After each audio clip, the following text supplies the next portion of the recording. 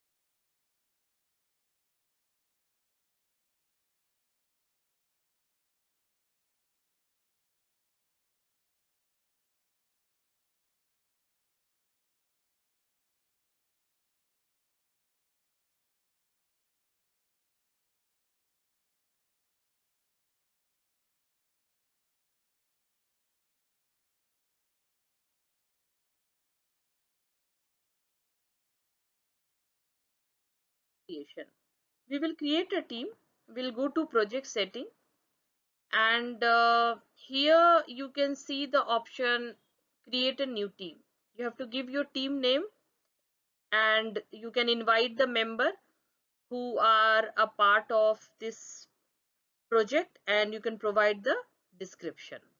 You can also do form your uh, board, and you can invite your team member directly. So this team creation, and when you go on the setting, it actually provide uh, several advantages to managers for taking progresses across the team working under the project.